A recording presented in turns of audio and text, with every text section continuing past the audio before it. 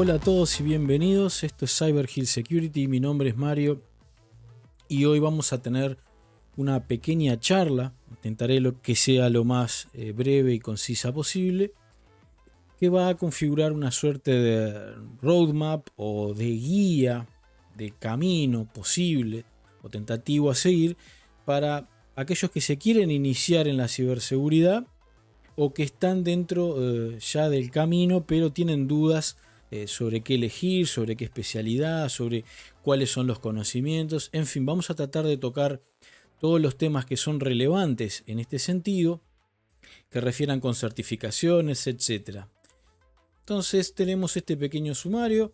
Esto es parte de lo que hemos estado comentando, es parte de esa introducción que ven ahí. Vamos a hablar un poco de conocimientos previos que notarán que son diferentes a los conocimientos básicos. Y ahora explicaré luego por qué. Vamos a hablar de áreas de ciberseguridad. De nuevo, ese tema que surge y que es tan importante, que son los conocimientos básicos. Y por otro lado, vamos a estar hablando de lo que es la industria, del concepto de tiempo en cuanto a lo que es el aprendizaje, que se puede esperar. Sobre la industria también varias consideraciones en lo que es actualmente, cómo se está viviendo.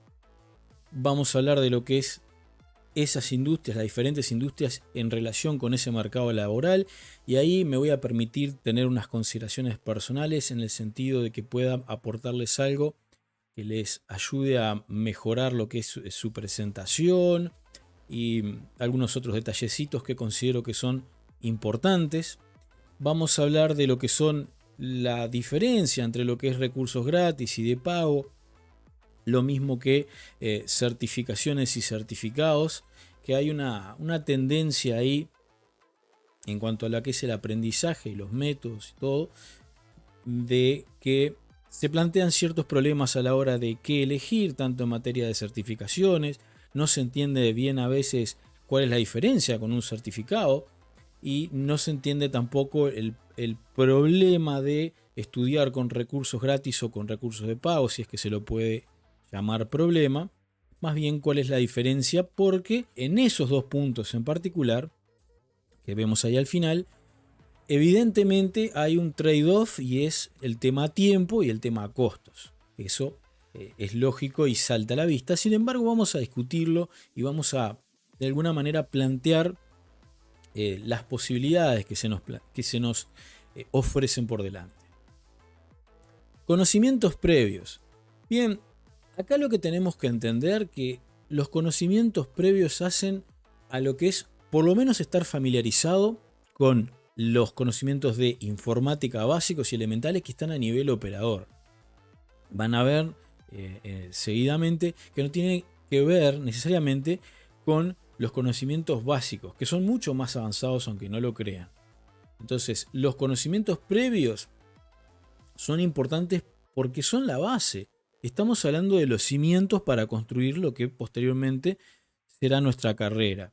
¿Es necesario que seamos ingenieros, que necesariamente vengamos, valga la redundancia, del campo de la ingeniería o realmente especializados en informática? No en este punto. En este punto lo que yo me estoy refiriendo es a saber lo que hace un operador, tener idea de por lo menos prender la computadora y manejar el entorno básico. Eso es un conocimiento previo y una idea previa de qué se trata la informática. Después, cuando uno cumple eso, va a entrar en el área, en la parte de conocimientos básicos. Pareciera que no hubiera mucha diferencia o que esto fuera excesivo en cuanto a detalle, pero el gran problema que se ve es ese gran salto que se quiere dar entre no sé nada, no tengo idea de nada, nunca aprendí una computadora y quiero ser hacker. Entonces, yo voy a plantear lo que considero podría ser el camino más adecuado. Podrá haber variaciones, otros tendrán otras visiones sobre el mismo, pero quiero plantearles a ustedes un panorama lo más acertado posible, lo más detallado posible y que solucione dolores de cabeza. Entonces, es un error y es un desacierto desde mi humilde punto de vista no saber o saber apenas prender una computadora y ni siquiera poder navegar en internet, y créanme que los hay, y saltar de ahí derecho a querer ser hacker. Posiblemente, y muchas veces eso se da, por desconocimiento, porque vemos un montón de videos e información medio hollywoodense, como suelo nombrarlo, que nos pintan un panorama muy sencillo donde todos pueden. Y si bien es cierto que todos tienen la posibilidad, es decir, que se puede dar de avanzar y crecer en este área, no es que se logra ni de la noche ni a la mañana, como lo vamos a ver en la parte cuando hablemos de tiempo, y es algo que es progresivo y que necesitamos arrancar por el principio. Aunque parezca trivial decirlo, no lo es. Es importante entender eso. Empecemos por lo primero, aprendamos a armar el equipo, a encender el equipo, conectarlo. Lo más básico, eso es un conocimiento previo. Eso no equivale a decir que necesitamos ser ingenieros de la NASA ni que necesariamente tengamos que estudiar matemáticas o todo ese campo. Y lo estoy diciendo porque tal vez este video lo está viendo un muchacho de 15 años, 14 años, o una persona veterana de repente 60 años, 50 años, más o menos de mi edad, que dice, bueno, yo quiero empezar en esto y moverme en ese sentido. Eso incursiona dentro de lo que es mi idea de conocimiento previo. Ok, prendamos una computadora, entendamos una laptop cómo funciona, vamos a aprenderla, vamos a trabajar un poco alrededor. Eso es conocimiento previo. Y no necesariamente está relacionado con ser ingeniero informático, ni mucho menos. La ciberseguridad como tal es una especialidad o una subespecialidad que tiene, digamos mejor que es una especialidad que tiene varias subespecialidades. Que está dividida, podríamos decir, en dos grandes áreas mayores, que serían la parte ofensiva, como ven ahí, donde van a escuchar todos esos términos como red teaming, pentesting físico, bug bounty, y hay otras ramas más, a lo mismo que podemos escuchar desde el lado punto de vista defensivo, que está lo que es Digital Forensic and Incident Responder, la sigla que vemos ahí, de FIR, Threat Hunting, Threat Intelligence, trabajar en lo que es ser un operador o un analista en un Security Operations Center o SOC, como lo ven ahí, operador de un CIEM, o ser un analista GRC y trabajar en la parte de documentación, y también un área extra, que no es un área extra necesariamente, pero que a veces se olvida o se deja mucho de lado, que es lo que tiene que ver con la parte de management, que muchas veces requiere un conocimiento híbrido importante, es decir, necesita tener los elementos tanto de conocimiento documental, normativo, marcos de seguridad, y entender hasta cierto nivel el conocimiento técnico.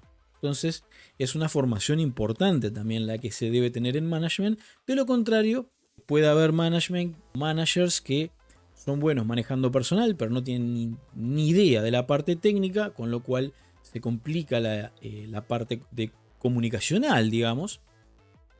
Y puede haber management que viene mucho más del área técnica y les cuesta comunicar eso a la hora de trabajar con la cadena de mando, lo que son los jefes o las directivas, depende de la empresa, o si es en el sector militar, en el sector policial o de las fuerzas del orden, bueno, con la cadena de comando. O sea que por ahí tenemos como las grandes áreas. ¿Qué pasa? Que cada una de esas áreas como ven ahí, se subdivide, y esto requiere cada vez una especialización mayor. Entonces es difícil que una persona en realidad pueda ser un experto en todas las áreas. Por supuesto que se puede y se logra un gran desarrollo de conocimiento en muchas áreas en la medida que uno gana experiencia y se capacita y cursa formaciones. Pero normalmente lo que se da o lo que se tiende a ver en el mercado es un conocimiento, una persona, un especialista, un experto es alguien con un conocimiento general importante, avanzado, con determinado grado de profundidad, pero que a su vez tiene una especialización. Que es analista de malware, que es de repente experto en red teaming o pentesting, lo que sea. Eso es más o menos el panorama general. Piensen en ciberseguridad, cuando hablamos de ciberseguridad, piensen en esto como un cirujano. Es decir, vos vas a la universidad Y no quiero que asocien el ejemplo que voy a poner con que necesariamente tenés que ir a la universidad para estudiar ciberseguridad. Simplemente estoy tratando de extrapolar en un ejemplo un poco cómo se ve la ciberseguridad. Pero imaginémoslo de la siguiente manera. Mira, vos vas a la universidad para ser doctor. Te recibiste de médico, de doctor, y después vos querés ser cirujano. Y luego que sos cirujano, querés especializarte en neurocirugía, ponele. Capaz que no es exactamente así en el campo de medicina y algún doctor se me enoja. Pero a los efectos de la ilustración creo que me entienden. Entonces el área de ciberseguridad es igual.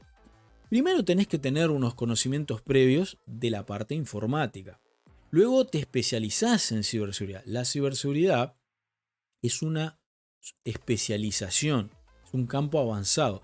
Y dentro de esa ciberseguridad vas a empezar a ver las distintas ramas que en grande aparecen ahí. Y ahí vos te enfocás más normalmente, si querés, te especializás en una de esas.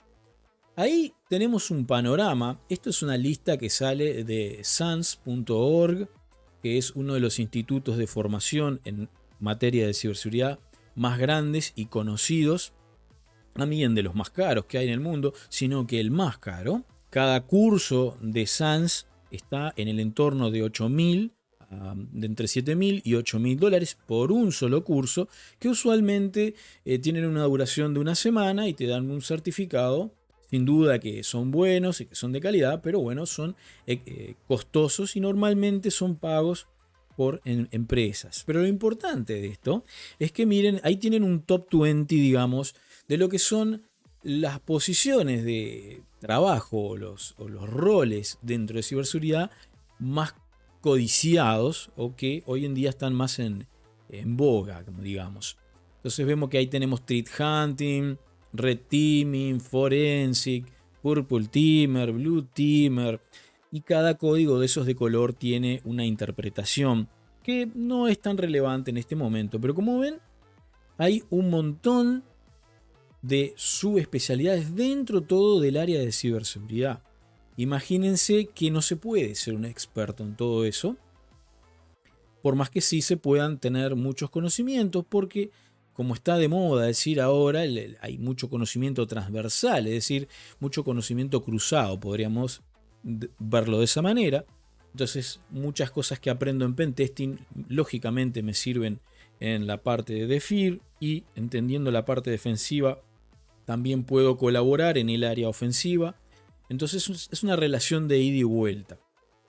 Pero fíjense que en ese sentido nos plantea un montón de especialidades, para lo cual hay que adquirir, evidentemente, mucha experiencia y mucho conocimiento. Por tanto, también esto abre un mercado laboral importante, tanto para empresas de mediano como de gran porte, o como organizaciones que directamente se dedican al área de investigación más que nada. Pero es una lista muy interesante que les recomiendo que busquen ahí o les dejo el link en el video y pueden darle un vistazo más de cerca, porque lógicamente aquí en la presentación no se ve con gran detalle. Bueno, saltemos ahora que entendimos que hay conocimientos elementales, saber prender la computadora y por lo menos navegar en internet, abrir un programa, instalar un programa. Sabemos qué es esa ciberseguridad desde el punto de vista que es una especialidad. Si no la definí, porque entiendo que si ya están buscando esto, ya tienen una idea de lo que es la ciberseguridad, solo que están buscando la mejor forma de abordar ese objetivo que tienen. Entonces se viene lo que realmente son los conocimientos básicos y elementales necesarios, diría yo, a la hora de plantearse estudiar ciberseguridad.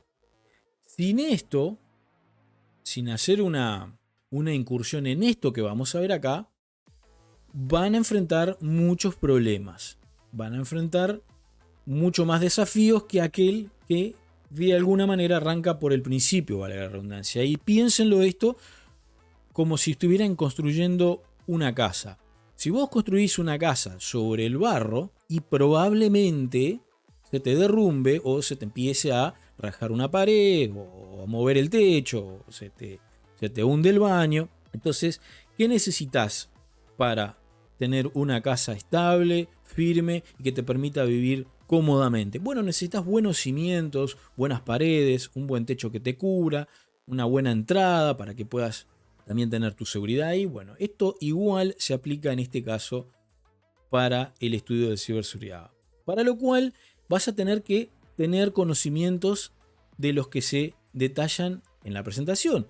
Necesitas conocer el hardware, necesitas entender que al final el impacto de todo ataque o de toda defensa que se ejecute siempre está sobre un pedazo de fierro. La nube no es un concepto etéreo, la nube es un conjunto de sistemas que está montado sobre un hardware que por ahí no está en tu país, que por ahí no está en tu casa, pero que está basado en un cacho de fierro. Y vos tenés que conocer las entrañas de esos fierros, cómo se mueven. Yo no digo que tengas que conocerte todo y ser un experto en todo, pero sí tenés que entender cómo está compuesto un PC, un equipo, cómo están compuestos al menos los hardware elementales. Porque si no sabemos eso, no vamos a poder entender qué es lo que estamos atacando o qué es lo que estamos defendiendo. Sistemas operativos, redes. Sistemas operativos es la base y no estoy hablando, cuando menciono sistemas operativos, permítanme decirles que no estoy hablando de simplemente saber que existe Windows. No me alcanza con eso. Ahora voy a hincar más el diente. Redes, todo lo que es la conectividad, criptografía, fundamental, programación y hoy en día inteligencia artificial. No es que sea hoy en día, ya esto tiene su tiempo. Lo que pasa que con el advenimiento de ChatGPT se tomó conciencia que se estaba trabajando en inteligencia artificial. Pero ya desde antes se trabajaba con inteligencia artificial. La parte de programación es vital. Uno puede intentar escaparle por algún tiempo en alguna especialidad, pero la programación y el scripting son necesarios. Después vamos a ver a qué nivel. Las tecnologías, en este caso ahí dice tecnología web y otras, ahora las vamos a ir viendo. Entender los conceptos que hay detrás de las tecnologías. Después recién podríamos empezar a hablar de conceptos de seguridad mismo, propiamente dicho, tanto física como a nivel lógico, que es la que más nos va a interpelar, por decirlo así. Y por último aparece ahí lo que es el marco regulatorio, los famosos framework. Hay de muchos tipos, hay muchas variantes, vienen de distintos lugares, normalmente del NIST, básicamente del Ecuador para arriba, y acá llegan y se arman y se adaptan, por ponerlo en términos gruesos, a lo que es nuestra realidad. Pero hay un montón de marcos regulatorios y está el marco legal, que es toda una rama en sí que también puede ser una de las partes de la carrera que pueda seguir. Hay todo lo que está relacionado con derecho informático y todo lo que es normativas. Cuando hablamos de conocimientos básicos en respecto a sistemas operativos, no alcanza con decir o con entender cómo funciona Windows. Primero que nada, en el área específica de ciberseguridad es fundamental trabajar con Linux. Fundamental, es un paso obligatorio. Va a venir alguien que te va a decir que sí, que se puede entrar en el área sin necesariamente conocer Linux. Bueno, tendrán sus opiniones encontradas. Mi experiencia personal es, ustedes necesitan conocer cómo trabajan los sistemas Linux. Y cuando hablamos de esto, los sistemas basados en el kernel de Linux, que sería el término técnico correcto, pero en definitiva, hablamos de conocer sistemas operativos, aprender cómo funciona y trabajar con Linux es una cosa. Lo mismo acontece con Windows. Ahora, ¿desde qué punto de vista? ¿Desde el punto de vista de usuario? No. Eso es un primer paso. Acá estoy hablando de conocimientos que después van a ir más allá, es decir, ir comprendiendo cómo ese sistema operativo funciona. Al principio van a necesitar básicamente entender cómo trabajar con él y luego ir progresando a entender cómo funciona, cómo son las tripas de ese sistema. Porque si vos vas a atacar un sistema necesitas conocer cómo funciona, cuáles son los servicios que operan, qué es lo que hace, cómo se relaciona con el hardware. Todo eso forma parte de lo que tenés que aprender, tanto para Linux tanto como para Windows, tanto como para iOS o Mac, los sistemas Apple. Necesitamos comprender, en principio, cómo utilizarlos, luego cómo funcionan y luego hasta las entrañas. Porque si, por ejemplo, imagínate que tenés que hacer un análisis forense de un sistema operativo y si no entendés cómo funciona ese sistema, no vas a poder realizar ningún análisis. Y no vas a poder atacar ningún sistema porque tampoco lo entendés cómo funciona desde sus entrañas. O sea que la frase nunca hizo más sentido. Es decir, hay que conocer las tripas de los sistemas operativos. En particular de aquel que tengas más contacto o que por tu trabajo te quieras especializar. Hay que ir hasta ese grado de detalle. Por supuesto que vamos a encontrar algunas limitaciones que, como repito una y otra vez, estoy hablando de esto para alguien tanto que ya tiene conocimiento elemental y está viendo cuáles son las rutas a seguir, como para alguien que no tiene idea de nada y cae acá por casualidad en este video y dice: yo quiero aprender ciberseguridad. ¿Qué necesito? Bueno, empezá por ahí. Empezá por seguir el lineamiento que te vengo dando. Repito, puede haber otras visiones. Esta es mi visión. Y una cosa que quiero destacar, no es por nada y con todo el respeto que me merecen otros youtubers y gente que está en esto y que hace mucha contribución, es la diferencia que entiendo de que lo que yo estoy diciendo es basado en lo que veo en el mercado laboral y porque trabajo en el mundo real en esto. No es que yo vengo acá solo a hacer videos en YouTube en mi tiempo libre. No, esto es lo que yo hago para vivir. Por lo tanto, creo tener la visión necesaria como para comentarte de todo esto. Además de que lo estoy enseñando día a día también en la universidad. Nos quedamos en sistemas operativos desde lo elemental hasta sus tripas. Redes.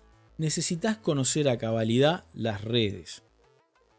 Los modelos teóricos, entender el modelo OSI, entender el modelo TCP/IP, todo lo que son los protocolos que están relacionados con las redes. Es decir, necesitas entender cómo se da la comunicación entre esos equipos. ¿Querés hacer ciberseguridad? Sabés que hay un montón de especialidades. Sabés que primero que nada tenés que entender cómo funcionan esos fierros y que esos fierros están de alguna manera manejados o los manejás a través del software, que en ese caso lo podríamos definir como el sistema operativo. Ahora necesitas entender cómo se comunican esos equipos. Y eso funciona en lo que son las redes. Necesitas seguir todos los conocimientos de redes. Hay un montón de libros, hay un montón de cursos que puedas seguir de redes. Sin esto que vengo diciendo en estos niveles, es muy difícil poder avanzar. Porque está claro que vos alguna cosa te podés saltar, que no vas a ir a fondo en todo. Pero cuanto más cosas vos esquives, más agujero vas a tener en ese conocimiento. Es decir, más flojos van a estar los cimientos de tu casa y más riesgo corre de que en cuanto te enfrentes a un desafío importante de pentesting, de análisis de malware, de lo que sea, vas a hacer agua en el bote, como se dice tradicionalmente. Más conocimientos básicos importantes. Criptografía. Claro que criptografía en sí misma es todo un área. No digo que hay que ser un criptoanalista ni un criptógrafo, que son cosas totalmente diferentes y que van más allá, porque ahí sí se necesita una formación importantísima en el área de criptoanálisis, matemática, es decir, es toda una carrera en sí mismo. Yo lo que digo es que acá se necesitan conocimientos básicos y un poco más, en la medida que depende de qué, de la especialidad que elijas, qué tanto más de criptografía vas a necesitar. Pero para cualquiera de las áreas sí o sí necesitas comprender los conceptos criptográficos o relacionados a la criptografía, elementales por lo menos. Un área muy importante y muy poco valorada y muy privada por la complejidad que acarrea. Programación. Y acá muchos se van a tirar ladrillazos, otros van a esquivar, pero esta es una realidad. La programación es necesaria. Es cierto que ahora tenemos inteligencia artificial al punto tal que hace algunos programitas, algunos scripts y cosas así, y está bárbaro, pero lo que yo siempre trato de transmitir es que las herramientas son solo eso, herramientas. Lo que importa es el conocimiento, porque vos te pueden cambiar una herramienta, pero si vos entendés cuál es el procedimiento que acontece detrás de la herramienta y cuál es el objetivo que querés lograr, no vas a tener problemas para reemplazar esa herramienta. Y esos esos reemplazos, esos cambios que se pueden hacer en las herramientas son normalmente posibles mediante el conocimiento de la programación. Que sí, repito, puedes utilizar inteligencia artificial para generar código. El problema es que hoy día se está dando de que muchos que realizan código con inteligencia artificial después andan tapando los agujeros que se generaron porque no saben programar y por tanto el código tiene sus problemas y después están haciendo troubleshooting, que se le dice, o solución de problemas, porque cada vez que corren el script o lo que sea, les da 1000 errores. Ahí hay varios lenguajes, pero están ahí esos en particular por una razón, valga la redundancia, una razón particular. Python para lo que es la parte de automatizaciones en pentesting y lenguaje de alto nivel, Python es fundamental en el área sobre todo de seguridad ofensiva y también defensiva. Te permite crear una variedad de herramientas y de automatizar un montón de tareas entre otras cosas. ¿A qué niveles, hablando de programación, tenemos que llegar? No estamos hablando de ser un desarrollador Python, eso es algo diferente. Estamos hablando de entender el lenguaje cómo funciona, cómo son sus estructuras y poder trabajar con él. No, repito, no es la idea que vos seas un programador de Python. Si lo podés hacer y te interesa, genial, es bárbaro, bienvenido sea. De lo contrario, entender cómo programar en Python. No necesariamente necesitas, valga la redundancia, desarrollar todo un software completo. Programación en C y Assembly, bueno, eso ya lo veo desde el punto de vista de que cuando, por ejemplo, querés especializarte en nichos muy específicos, como lo que es análisis de malware e ingeniería reversa de distinto tipo de malware, necesitas ese tipo de programas, de lenguajes de programación, sobre todo Assembly y C, para entender qué es lo que estás viendo, qué es lo que estás analizando. Sin eso, de vuelta, el bote va a hacer agua. Y la inteligencia artificial te va a poder ayudar, pero tiene un límite y a ver, en cierto momento vamos a depender, creo yo, bastante más de la inteligencia artificial, pero todavía no estamos ahí y lo ideal es, si vos querés permanecer en el campo y en el terreno por más tiempo, aprende las tecnologías y aprende a ir evolucionando con ellas. No te quedes anclado o no te agarres del facilismo de la nueva herramienta que está de turno. Las tecnologías que les mencionaba, las tecnologías como Docker, Cloud, todo lo que es la web, blockchain, que todo eso es el panorama de las diversas tecnologías. Eso tenés que entenderlo porque es el mundo donde te vas a mover. Sobre esto, bueno, es muchísima la información que hay. No estoy diciendo que tengas que ser un experto en cada uno de estos, pero sí tenés que saber que están y tenés que entender cómo funcionan. Sobre todo porque todo tiende a ir hacia el cloud, aunque lógicamente siempre hay sistemas físicos establecidos. Las corporaciones tienen sus formas de funcionar, no todo es cloud. Esas tecnologías, desde mi punto de vista, son las básicas y tenés que conocerlas. Cuanto más, mejor. Cuanto más profundo puedas conocer, mejor para vos. Seguridad. Cuando me refiero a seguridad, hablo de la seguridad física, entender cómo proteger esos activos, que son de dos tipos. Son el tipo de activo físico, porque, como decíamos, todo al final es un pedazo de fierro que está almacenado en algún lugar y necesita una protección física, la cual tenés que entender, que hay de varias medidas, hay varios tipos.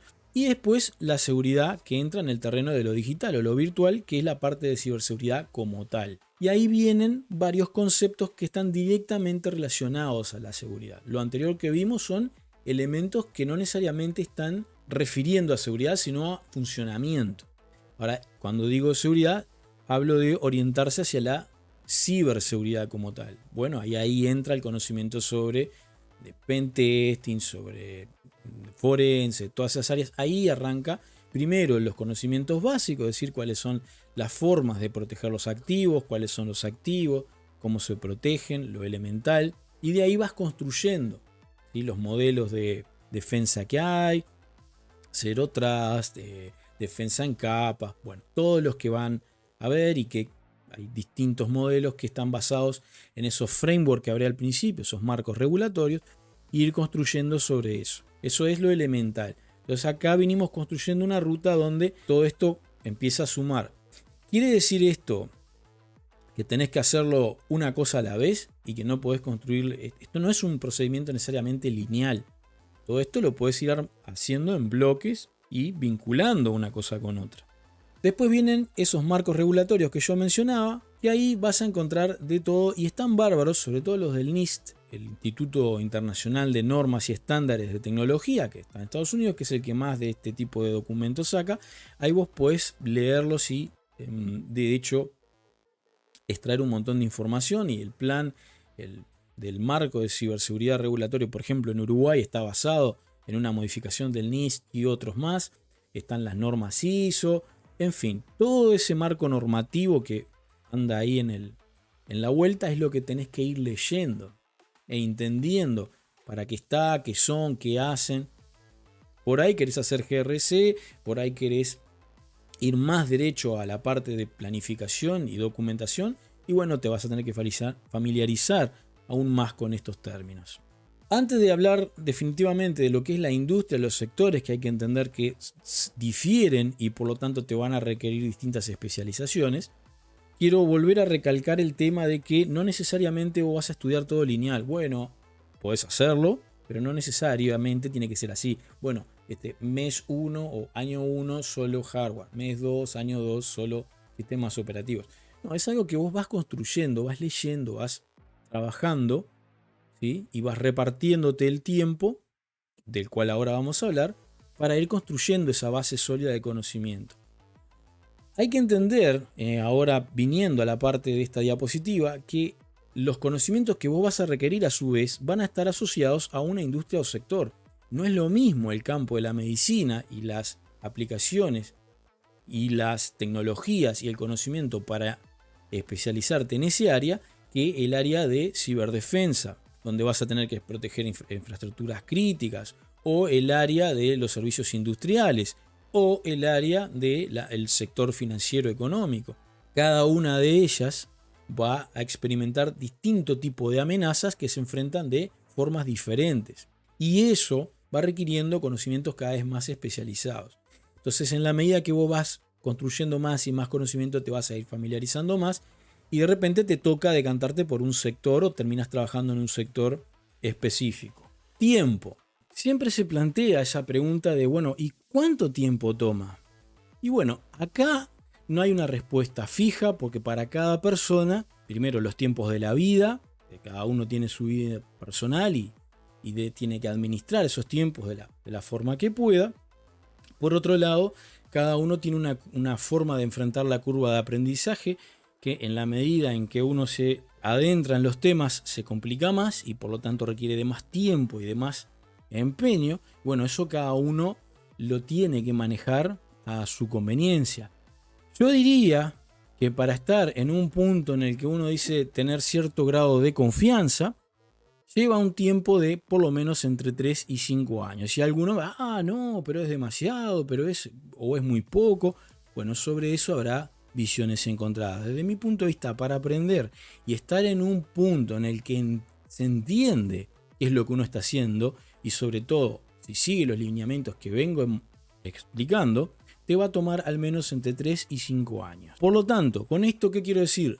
No compres el cuento de que hacé el curso conmigo en 6 meses y vas a estar trabajando en ciberseguridad en 6 meses. Bueno, si tenés conocimientos previos y cumplís con todo lo que veníamos hablando y te haces una especialización, bueno, capaz que en 6 meses hay ciertas especialidades que puedes conseguir, por lo menos adelantar, si te dedicas a full, mucho tiempo, y podés avanzar. Después, me parece que muchas de esas cosas son ventas de humo. Si tomamos en cuenta que un curso profesional serio necesita de un mínimo de 50 horas, de ahí para arriba, y de mucha práctica, porque está el curso que se puede comprimir de repente en menos horas, se puede tratar de hacer lo más comprimido que hay, es decir, no es lo ideal, pero se puede hacer, y se tiende a hacer porque la industria demanda que sea más rápido todo, pero lo que no vas a poder comprimir, por lo menos no el instructor ni la academia, es el tiempo de práctica tuyo.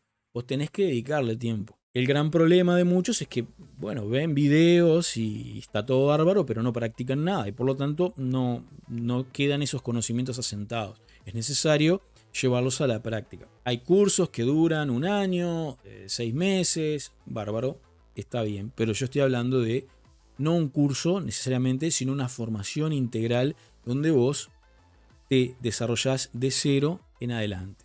Si ya tenés conocimientos, lógicamente los tiempos se van a acortar.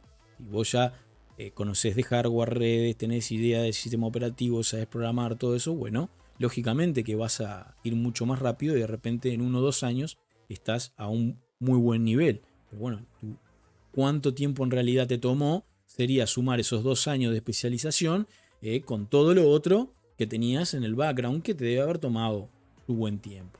Mercado laboral y consideraciones. El mercado laboral es un tema que la mayoría lo trata de abordar de una manera, me parece que bastante superficial, como si fuese sencillo o como si, como les decía hoy, tomate un curso en 6 meses, estás trabajando acá o estás trabajando allá. Y esa no es la realidad.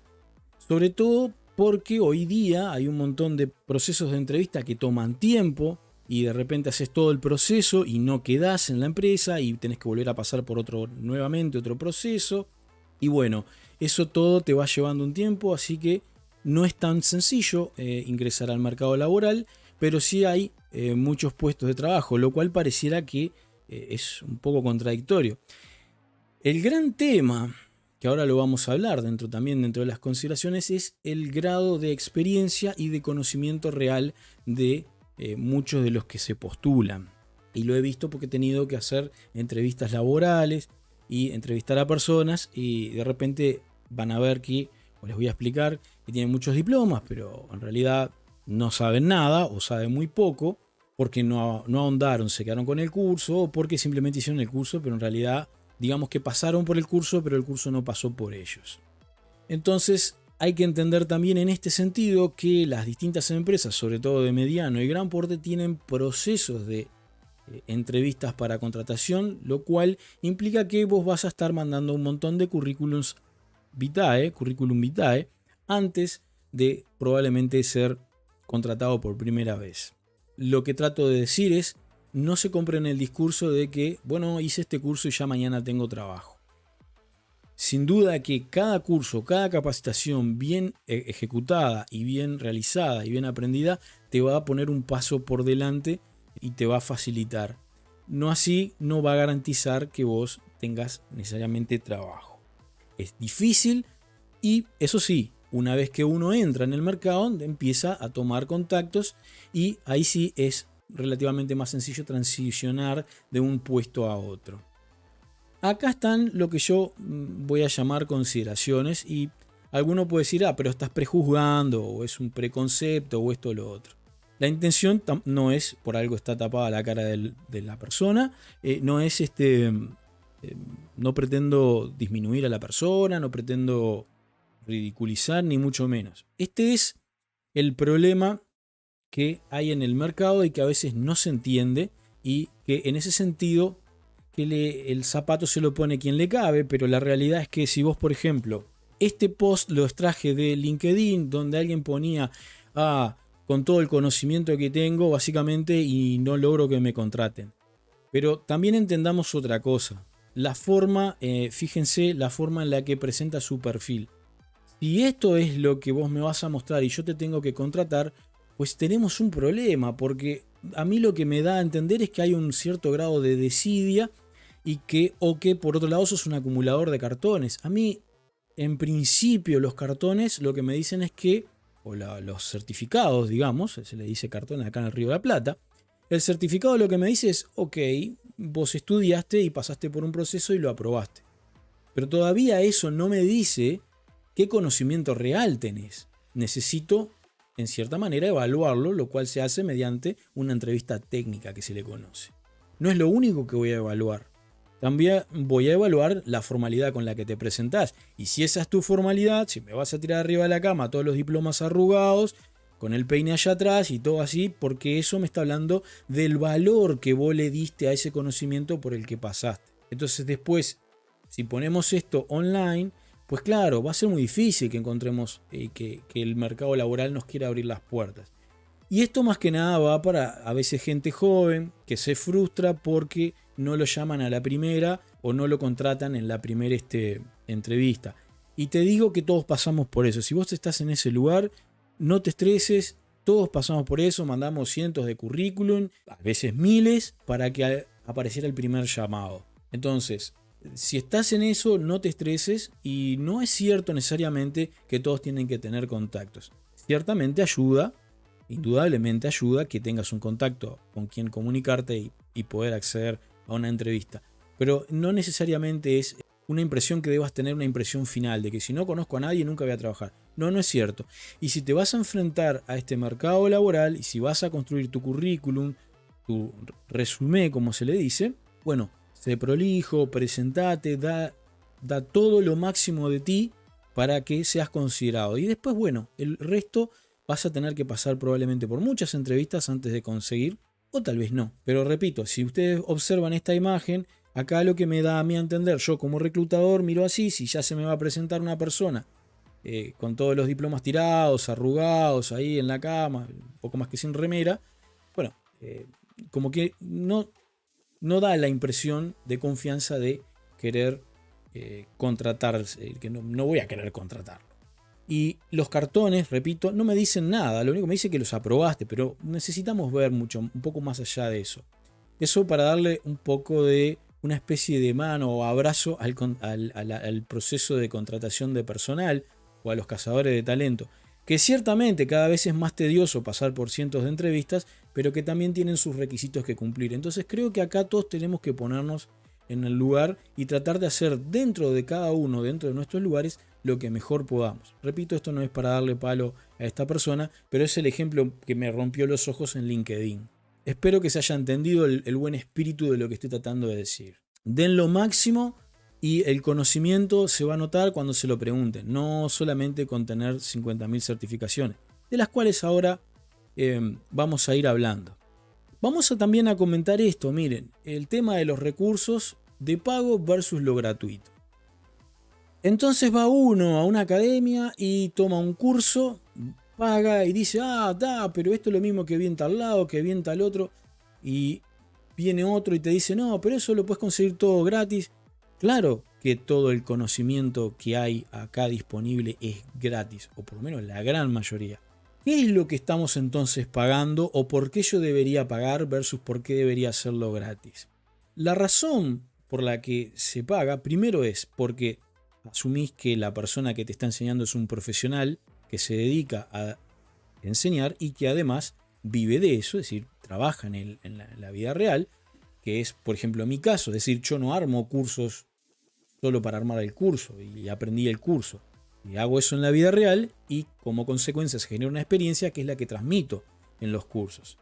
Entonces, lo que yo hago es ahorrarte el tiempo de andar por toda la internet buscando uno y otro recurso y conseguirlo y bajarlo y descargarlo y probarlo.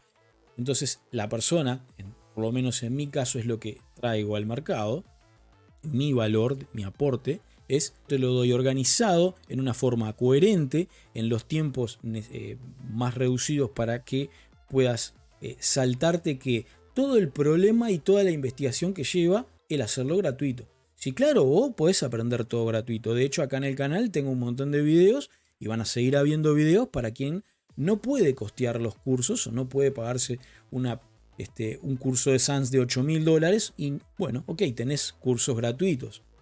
Te va a tomar muchísimo más tiempo, sin lugar a dudas. Sin lugar a dudas. Y también en algún momento de mi vida estuve en esa etapa donde, como todo joven, no tenía dinero para todavía financiarme estudios y bueno, fui aprendiendo gratuito, con recursos gratis. Luego, cuando tuve los recursos para poder pagar, pagué. ¿Por qué? Porque quería ahorrar tiempo.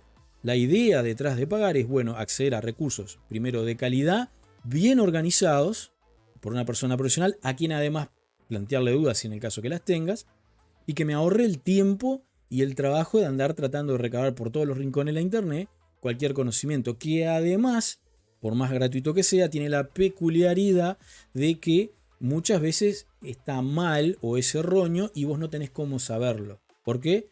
Porque bueno, lo encontraste en un foro, lo encontraste en algún lado y no tenés la certeza de que lo que está ahí es cierto, tenés que ir comprobándolo, lo cual te gasta más tiempo.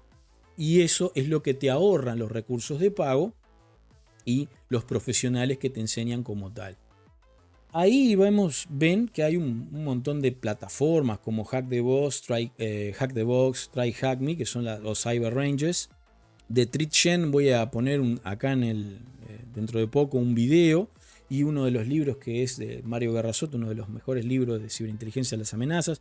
Bueno, en definitiva, esos recursos son pagos, claramente, comparado con YouTube, como ven ahí abajo. Son buenos lugares. ¿Para qué? Para practicar Hack the Box y Try Hack Me o Cyber Ranges y Tretchen. Son buenos lugares para practicar. Para vos, de alguna manera, o gratuita. En el caso de Try Hack Me tiene un nivel gratuito. Creo que también Cyber Ranges. Y vos con eso, bueno, podés practicar sin necesariamente tener que montar un lab en tu casa. A veces no tenés todas las condiciones en tu casa. Con esto podés practicar directo desde el navegador con una conexión a internet. Y bueno, ciertamente facilita. Que después, esto es todo un tema a la hora de presentarlo en una entrevista de trabajo. Y ahora quiero enlazar lo que ahora que ya entendimos la diferencia entre pago y gratuito. Está claro que se puede hacer todo gratis, pero van a demorar muchísimo más y van a enfrentar un montón de problemas que los hacen demorar aún más. Y después están los de pago, que son los profesionales. Ahora, la cuestión es que quiero vincular esto con el tema que venía hablando, del tema de conseguir trabajo. Porque se suscita esto de que vas a las entrevistas de trabajo y te piden, bueno, ¿y cuál es tu experiencia? Y muchos sienten ese problema de decir que trabajaron en Try Hack Me, es decir, estuvieron practicando en Try Hack Me y lo presentan de forma errónea. Y en esto muchos youtubers les dicen, bueno, vos decís que tu experiencia es trabajando con Try Hack Me, que hiciste laboratorios de Hack the Box, Cyber Ranges, y que todo eso le va a demostrar que vos tenés interés y el que te está buscando de contratar va a valorar tu esfuerzo y con eso y tu perfil de LinkedIn ya está. Bueno, lamento decepcionarlos, pero no es así. Y lo digo con conocimiento de causa porque, como les venía explicando, he participado del proceso de entrevista. Y a mí, que vos hagas 25 laboratorios en Try Hack Me no me dice nada. Más allá de que, qué buena voluntad, pero en realidad no tenés experiencia en el mundo real. ¿Qué es lo que te están preguntando? Entonces vos me decís, bueno, pues ¿cómo soluciono esto? Porque me piden experiencia, no tengo experiencia, me dicen que haga estas plataformas, pero después no me van a servir. Bueno, es la forma como vos lo presentes. O acordate que a esa persona que te está entrevistando se lo tenés que presentar. Entonces, si yo te pregunto, ¿tenés experiencia trabajando con plataforma SIEM y lo que es el método de trabajo de un SOC? Y si vos hiciste Try Hack Me o Hack the Box y tuviste el curso de SIEM y trabajaste con Splunk y trabajaste con QRadar y con otras plataformas y cosas, sí, tengo experiencia, trabajé con esto y esto. A no ser que yo te pregunte, ¿y en qué empresa lo hiciste? Ahí vos me vas a tener que decir, teóricamente, la verdad. Me vas a decir, no, en realidad hice tales y tal curso en tal plataforma y tal otra. De lo contrario, lo que me estás diciendo es, sí, yo tengo experiencia, yo manejé estas plataformas. Pronto. Y si yo te pregunto, bueno, ¿cómo verificás tal intrusión? ¿Cómo verificás tal log? ¿Cómo verificás esto? ¿Cómo filtrás tal cosa? Bueno, vos me podés explicar. Porque lo hiciste. Si realmente lo sabes, me lo vas a poder explicar. Y listo. Y no hay que sentirse disminuido porque practicaste en Try Hack Me. El tema es cómo lo presentes. Lógicamente, si te dicen en cuántas empresas trabajaste o en qué empresa trabajaste y cuál era el SOC, bueno, ahí le vas a tener que explicar cómo fue que adquiriste tu experiencia. De lo contrario, sí tenés experiencia y lo podés demostrar. Entonces es un tema muchas veces de actitud. Y en esto me remito a la frase de un gran amigo que siempre me dice, mira, ser profesional es una actitud. Entonces, si tu actitud como profesional dice mucho, y está bueno que lo sepas presentar. Muchas veces hay gente que es profesional, de que estudia, se esfuerza, trabaja y hace proyectos, pero no sabe cómo presentarlos. Entonces yo lo que te traigo a la mesa es, prepárate en presentarlo de una manera que sea deseable por parte del entrevistador o de aquel que está tratando de contratar. Y la forma de hacerlo, como te digo, es explicar cómo trabajas con esas tecnologías. Acá vamos a hacer un poco de autobombo, de nosotros tratando de Ese es mi perfil en LinkedIn, los que me quieran seguir, ahí está nuestra página de Cyber Hill Security y el centro de capacitación, que es una plataforma donde vamos a estar subiendo los cursos y los videos gratuitos. Y bueno, trato de cubrir y de devolver a la comunidad lo más que se pueda en ese sentido. Y ahí tengo los distintos métodos que puedes utilizar para basarte en lo que nosotros enseñamos. Un gran tema acá, que también viene enlazado a lo que venía hablando de el mercado laboral, la presentación de las personas, la presentación de tus conocimientos, si es gratis, si es pago. Y acá voy a hablar de un tema que también puede ser controversial, lo entiendo, quizás a muchos no les agrade, no les guste. Voy a posicionarme en los dos lados para que podamos entender desde el lado del que contrata y desde el lado que se presenta. Certificaciones versus certificados. ¿Los certificados tienen valor? Sí, pero muy poco. Pero me matás porque yo tengo el certificado de Google, el certificado de Cyber y el certificado de Udemy. Está bien. ¿Suma? Sí, suma. Podés hacerlo y tenés la posibilidad, dale para adelante, hacelo. Ahora, desde el otro lado, desde el reclutador, desde el cazador de talento, ponele, a mí me da igual, sinceramente, que tenga 123 cursos de Udemy. Entonces, ¿a qué voy con esto? Y no te quiero tirar la moral abajo, pero que vos juntes de vuelta 133 cartones de cursos gratuitos que hiciste para demostrar que los hiciste, no es tan importante como el hecho de que vos ponderes aquellos que realmente tienen un valor. Si vos tenés el OSCP de Offensive Security, es una certificación nivel inicial de pentesting, pese a que todo el mundo cree que es la verdad revelada del pentesting, no, es una es un entry level de certificación de nivel básico. Pero si vos tenés esa certificación que a nivel estándar de mercado está muy bien valorada, pues esa es la que vos tenés que apoyar todo. Ahí está tu punto de apoyo para promocionarte en la búsqueda de trabajo. No pongas esa al último y los 32 cursos de Cyber y Cisco gratuito, ICS2, porque no van a tener valor desde el punto de vista desde el que te recluta. Desde el punto de vista personal, vos conmigo, amigos, en un café, te felicito, es recontra valorable que le dediques ese tiempo. Entonces lo que te traigo es, capaz que a alguno lo decepciona un poco escuchar estas cosas, se bajonea, pero te estoy tratando de ahorrar dolores de cabeza. Te estoy tratando de ahorrar el dolor de cabeza que yo tuve cuando me enfrenté a este mercado laboral. Porque también escuchaba a los youtubers y no, sí, hacete este curso gratuito, 10 cursos gratuitos mejores del mercado.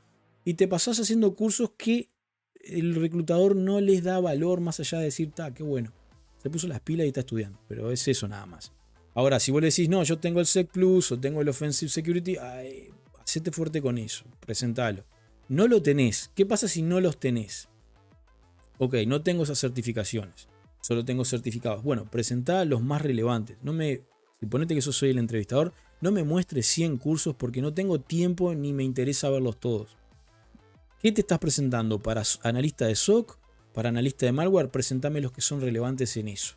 Si te pregunto algo extra, entonces ahí tirame todo tu conocimiento extra. Hacete fuerte en un punto, mostrá eso, vendé eso. Esa es tu forma de entrarle. Espero que en este sentido las diferencias queden claras. Si vos haces un curso, recibís un certificado y está bárbaro. Indica que estás comprometido y quieres estudiar. Pero no es tan valorado desde el punto de vista de quien contrata. Si es una certificación, ok, mostrame la certificación, pero mostrámela en orden jerárquico. Acordate que la gente no tiene tiempo para todas las historias que hay ahí afuera. Plus, de repente vos sos uno de esos que se esfuerza, que le mete onda, que está ahí, que le da para adelante. Pero te puedo asegurar que hay un lote que no tiene idea de nada y que también quiere ocupar ese puesto y se siente con el mismo derecho y no tiene idea de nada. Entonces te cuenta la historia y te muestra los diplomas y todo, pero no sabe nada. Cuando le preguntas qué es el protocolo TCP/IP o cómo está compuesta la cabecera de un paquete TCP/IP, no tiene idea. Entonces eso es lo que hay que, de alguna manera, entender cómo funciona para evitarte la frustración. ¿Cuáles de las certificaciones son las mejores? Porque después viene el siguiente tema. Bueno, suponete que tenés el dinero para pagarte la de Offensive Security o la de Easy Consul o las de CompTIA, la que sea. Bueno, ahí lo que va a depender es ¿Qué piden en el mercado y en la industria en la que te estás presentando? ¿Querés hacer pentesting? ¿En qué? En el área, la mayoría hoy día toma más en cuenta, o una de las que más toma en cuenta es el OSCP. Antes era el CEH, el Certificate Ethical Hacker. Fue perdiendo prestigio con el tiempo. No digo que sea mala, pero bueno, así es como es la realidad. Importa poco lo que a mí me guste o lo que yo quiera, lo que manda es la realidad. La realidad es que en muchos lados se pide, por ejemplo, el Offensive Security cuando estamos hablando de pentesting o de ethical hacking. Si lo que querés es entrar en determinadas agencias del gobierno, dependiendo del país en el que estés, sin duda que las certificaciones de CompTIA como el Sec Plus o el Security Plus es importante y te puede servir muchísimo. Todo esto, la certificación, a lo que voy, va a depender de a dónde querés ir o de a dónde te estás presentando o de qué área te querés especializar. Cada área tiene, vamos a decir así, una suerte de certificación de cabecera. Dicho esto, te voy a tirar el otro dato. ¿Se puede conseguir entonces trabajo sin certificaciones? Sí, se puede. Cuesta más trabajo y sin duda, pero se puede conseguir un empleo sin certificaciones. Lo que vas a necesitar es demostrar que estás apto para el trabajo.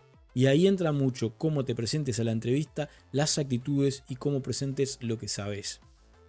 Para poder demostrar lo que sabes vas a tener que practicar mucho, sobre todo si no tienes una certificación de prestigio a veces. ¿Por qué?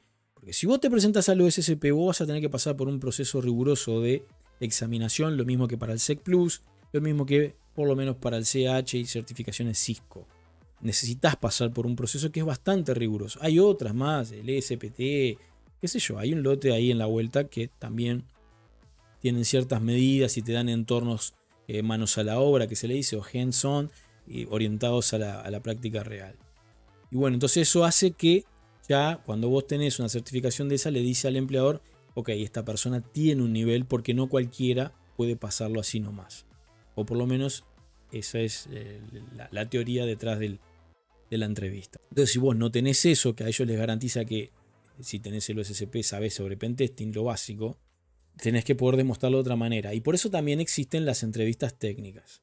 Porque hay gente que también es muy buena pasando exámenes, pero después no sabe resolver cuando le toca aplicar en la vida real. Y en ese sentido tenés que entender que es muy valorable aquellas personas que cumplen con cierto requisito que es sabe, y si no sabe, no opina. Es decir, si yo te pregunto algo y vos no sabés y me contestás cualquier bolazo que te viene a la mente o lo primero que se te surgió, eso ya, y si es mentira sobre todo porque te equivocaste, eso ya te deja totalmente descalificado. ¿Por qué? Porque vos preferís faltar a la verdad para tratar de impresionar o tratar de quedar. Entonces es más valorable aquella persona que dice, no, yo no sé, pero que de alguna manera vos puedas demostrar que yo podré no saber algo, pero me voy a sentar ahí y voy a solucionarlo de una manera u otra. No me voy a levantar de ahí, te garantizo que no me voy a levantar de ahí hasta que no lo haya entendido, arreglado, solucionado o detectado cuál fue el problema. Ahora, cuando vos lográs transmitir eso, que no es fácil, la experiencia de lo que te estoy hablando, ayuda mucho al proceso del entrevistador a decir, esto es lo que yo necesito. Necesito un tipo con experiencia que entienda, pero que si hay algo que lo supera, porque no podés saber todo, no se puede saber todo el tiempo, entonces él está listo y esta es una persona que está dispuesta y comprometida con el profesionalismo. Por eso decía que el profesionalismo es una actitud, está dispuesta a solucionar y yo necesito garantías. Al final el que contrata quiere eso, quiere que el trabajo salga. Esa frase que es de un gran criptógrafo, Bruce Schneider, dice ahí, si el servicio es gratuito, entonces el producto sos vos. Y eso es lo que te estoy tratando de transmitir con respecto a muchísimas de las certificaciones gratuitas que hay. No es que esté mal necesariamente, solo digo que ese servicio es gratuito, entonces el producto de alguna manera sos vos. Entonces en este sentido, trata de estructurar tu plan de estudio de modo tal de que te beneficies de lo que es gratuito si no tenés los recursos, y si tenés los recursos, que los orientes de la manera más adecuada a tu realidad y a tu necesidad y a tu foco de interés. Porque si vos querés ser analista SOC, para nada, no es que sea inútil, pero como que tener el OSCP no va a ser algo vital para vos. Si lo sería tener algo de Let's Defend o alguna otra certificación que tenga que ver con el SOC. Repito y recuerdo que el objetivo principal de esta presentación que hago es que me preguntaron varias veces una hoja de ruta, cómo hacer, cómo de alguna manera orientarse. Y bueno, estoy tratando de darte todo lo que yo entiendo que si me lo hubiesen dado hace, ponele que 20 y pocos años atrás, me hubiesen ahorrado un dolor de cabeza importante. Y es lo que pretendo, ahorrarte dolores de cabeza y tratar de darte una mano y de que por lo que escuches acá puedas sacar tus conclusiones. No quiere decir que no puedas encontrar otros lugares que también cumplan con los requisitos que vos necesitas. Acá lo que importa es que vos cumplas con tu cometido, que es lograr aprender y desempeñarte en ese campo que elegiste.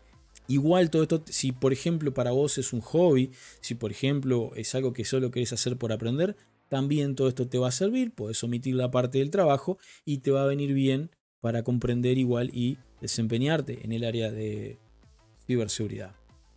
Por acá entonces, amigos, se hizo bastante larga. Les deseo el mejor de los éxitos y como siempre ya saben dónde encontrarme. Hasta la próxima.